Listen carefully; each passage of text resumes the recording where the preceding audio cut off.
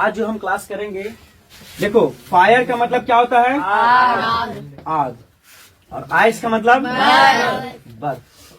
ठीक है, देखो फायर एंड आइस एक पोयम है, एक कविता है जो किसके द्वारा लिखा गया है? फ्रॉस्ट के द्वारा, है ना। इतना जान लो बाबू, इस दुनिया में जितना भी कुछ होता है उसके पीछे कुछ ना कुछ रीजन है, कारण है। दिन और रात भी हो रहा है ना, तो इसके पीछे भी कारण है। क्या है? पृथ्वी की घूर्णन गति के कारण पृथ्वी अपने अक्ष पर, मतलब पृथ्वी जो है वो घूमते रहती है, जिसके कारण से दिन और रात होता है। तुम लोग आज यहाँ क्या बोलते हैं, इतना ठंडा में भी इतना दूर से पढ़ने के लिए आया है। ठीक है, कहाँ से आया है? बान्हा से, खपरियावा से, कोरा मटवारी से आया है, और बाकी लोकल बच्चा तो है ही लोग। समझ आ रहा है? इतना दूर से आया, इतना ठंडा में। क्या है? इसके पीछे भी कुछ कारण है। कारण क्या है? कि हमको एग्जाम में अच्छा मार्क्स लाना है। समझ में आया ना? तो उसी प्रकार से एक कविता है फायर एंड आइस, तो इसको लिखने के पीछे एक बहुत बड़ा मैसेज और संदेश देना चाहते हैं कभी। इसके पीछे एक बहुत बड़ा कारण है, एक रीजन है ना। समझ आया? कोई दिक्कत? तो देखो फायर एंड आइस एक कविता है जो किसके द्वारा लिखा गया है? Robert ROBERT, Robert FROST, spelling याद करना है, रॉबर्ट फ्रॉस्ट के द्वारा। ठीक है, देखो ये जो पोयम है एक सैम्बोलिक पोयम है। सैम्बोलिक पोयम समझ आया क्या होता है?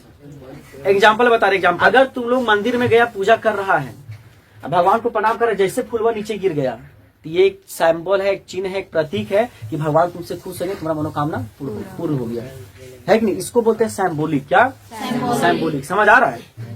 कोई दिक्कत?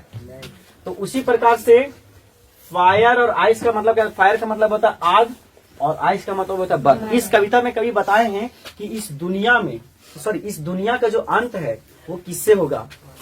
आग से होगा कि बर्फ से होगा? लेकिन ये ये दो एग्जाम्पल लिए। तुम एक बार बताओ, ये सिर्फ एग्जाम्पल के रूप में लिए हैं आग और बर्फ, लेकिन इसका तुलना मानव के स्वभाव से किए हैं। आजकल आदमी का दो ही स्वभाव हो गया है।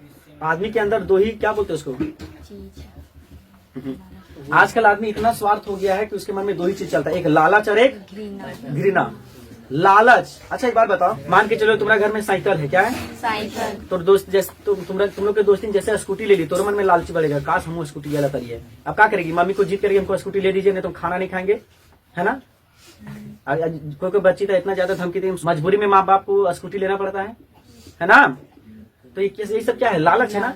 अब तुम लोग एक बात बताओ, दोस्त एक दिन गई स्कूल में, अब बोल रही री नहीं, मेरी मम्मी कल मैगी बनाई थी, पास्ता बनाई थी। आप घर आ गई, ए मम्मी देखो तो उसका मम्मी कितना अच्छा है, उसको पास्ता और मैगी खिलाती है, आज तक वो खिलाई है, हमको मैगी ला के दो। बेचारी आपकी मम्मी पास पैसा नहीं है और आप उनको जिद कर रहे हैं।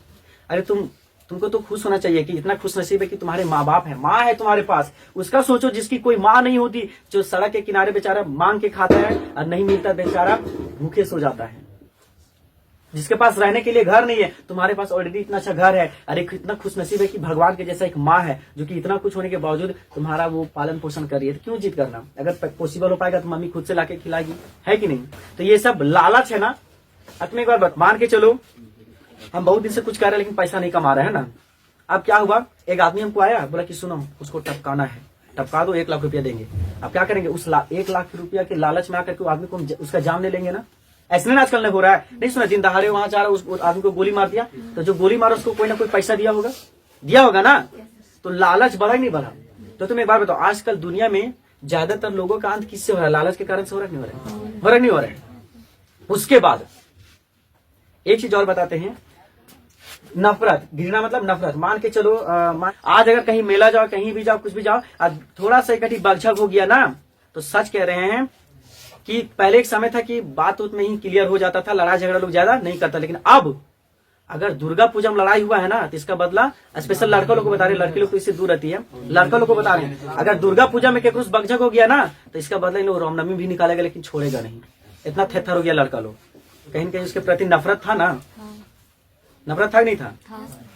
तो आजकल दुनिया का अंत दो ही चीज से हो रहा है, पहला लालच और दूसरा नफरत। क्या?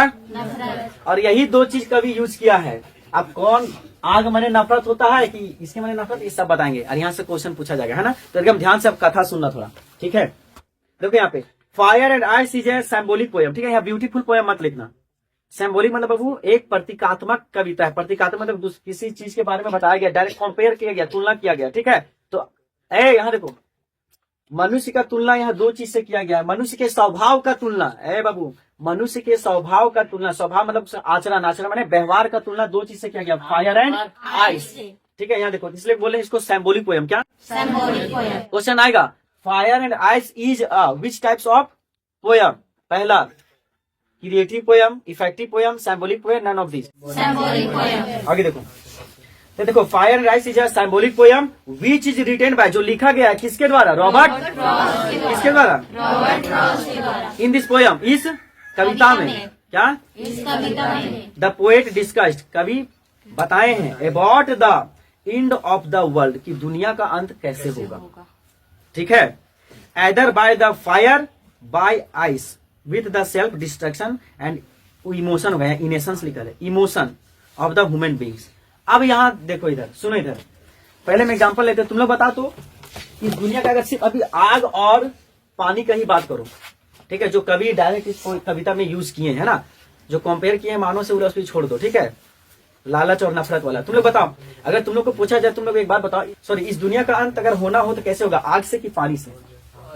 दोनों से। बाबू सुनो इधर, देखो इस दुनिया का अंत आग से होगा, कैसे? तुम्हें एक बात बताओ, पहले तुम लोग सुना होगा कि इतना गर्मी का मौसम आता था, इतना ज्यादा गर्मी नहीं लगता था, नहीं लगता था। अभी तुम बताओ, गर्मी के मौसम में 12 बजे तुम बाहर निकल जाओ, देखना लू मार देगा, इतना पेड़ पौधा कट रहा है। तुम एक बात बताओ, पहले के समय में इतना गर्मी नहीं हुआ करता था, समझ में आ रहा है?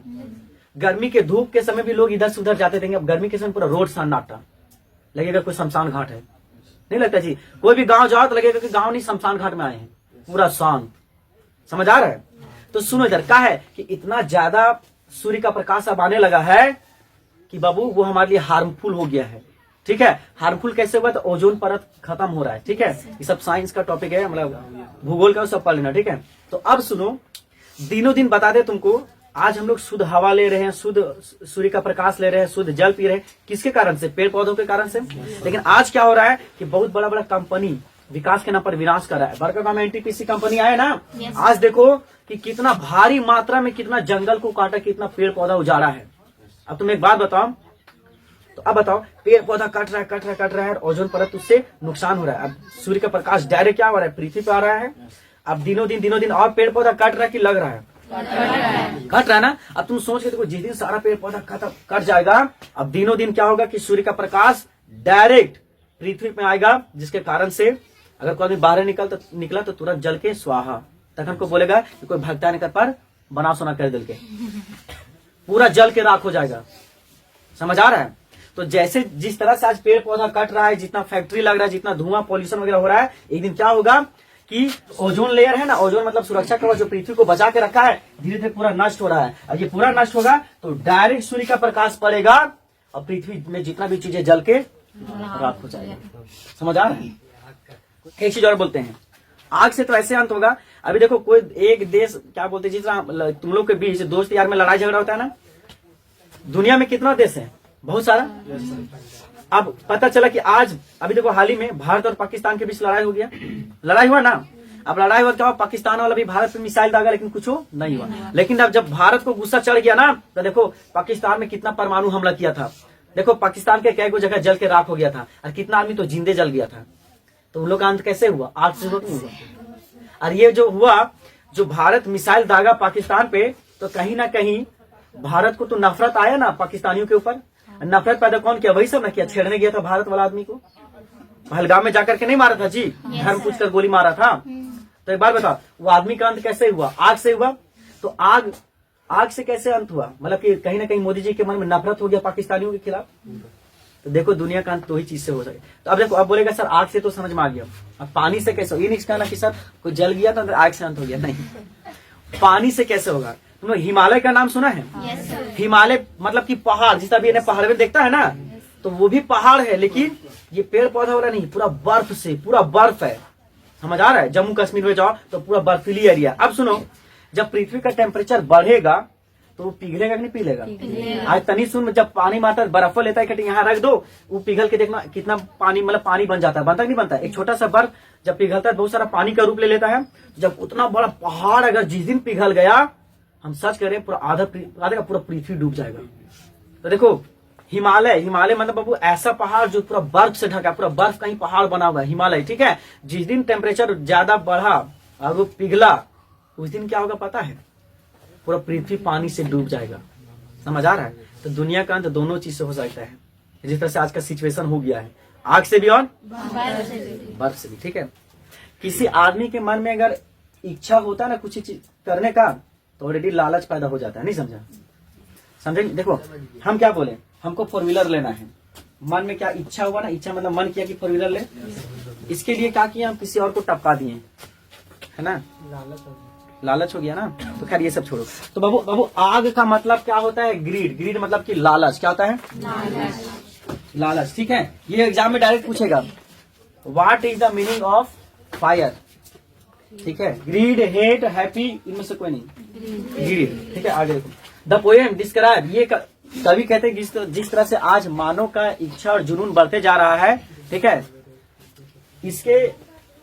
इसके कारण क्या हो रहा है, दुनिया का अंत खुद ब खुद हो रहा है। इसका विनाश का कारण कौन बन रहा है, खुद मानव। जिस तरह से आज उसका इच्छा पैदा हो गया कि हमको ये करना वो करना है, और ये इच्छा पैदा हुआ क्या, लालच खुद ब खुद आया। उसके बाद जिस तरह से आज लोग एक दूसरे के प्रति नफरत करने लगे हैं, जिसके कारण से क्या हो रहा है, लोगों का अंत हो रहा है, ठीक है। तो वही कवि कहते हैं कि इस दुनिया में 2 चीज से अंत होगा। अगर चाहता है कि लोग सेफ रहे, ठीक है, भले पॉल्यूशन बढ़ रहा है बढ़ने दो, लेकिन हम लोग को ये 2 चीज से दूर रहना है। पहला नफरत और लालच, ठीक है। नफरत और, देखो नफरत माने घिरना, क्या समझ में आ रहा है? तो अगर दुनिया को बचाना है तो हमको 2 चीज से दूर रहना पड़ेगा, नफरत और लालच। नहीं तुमको लालच करना है, नहीं तो नफरत किसी से करना है, सबसे मिलजुल करके रहना है, ठीक है। ये हो गया कविता खत्म। नोट इन दिस पोएम, इस कविता में the poet has compared 2 word, 2 शब्दों के को तुलना किया है बाबू। ये सिंबॉलिक पोएम है। इस कविता में कवि जो है ये 2 जो शब्द आया फायर और आइस, इसका तुलना किससे किया है, तो देखो इधर देखो, ये दोनों शब्द का तुलना किससे किया गया है, मानव का इमोशन, जो मनुष्य का जो स्वभाव है उससे, ठीक है। तो देखो फायर का मतलब क्या बताया है, इच्छा, क्या फायर का मतलब इच्छा और जुनून, है ना। और बाबू आइस का मतलब नफरत। देखो तुम लोग को मैट्रिक एग्जाम में एक क्वेश्चन बनेगा, ठीक है। What refers to the ice, ठीक है, इन द पोएम। तो हेट हो जाएगा, हेटरेट आ जाएगा, कुछ भी आएगा तो तुम लोग लिख देना, ठीक है। और लिखा रहेगा what stand for the fire, है ना, इन द पोएम। तो डिजायर, पैशन, जो भी आएगा तुम लोग टिक कर लेना, ठीक है। कोई दिक्कत? कविता हो गया खत्म। तो लिखने का मुख्य उद्देश्य क्या है कि कवि बताना चाहते हैं कि आज जिस तरह से मानव का स्वभाव हो गया है, जिस तरह से आज मानव के अंदर लालच और नफरत पैदा हो गया है, एक दिन खुद मानव दुनिया का क्या बोलते हैं, दुनिया के विनाश का कारण खुद बनेगा। समझ में आ रहा है? नहीं बनेगा, अब बन रहा है जी। किसी से नफरत हो गया, जान से मार देता है, दुनिया का अंत हुआ नहीं हुआ? तो उस सबका दुनिया का अंत हुआ नहीं हुआ, किसके कारण, लालच के कारण। ये चीज है। तो पोएम हो गया कंप्लीट। कितना लोगों को समझ में नहीं आया? सबको आ गया? सच कह रहा है ना?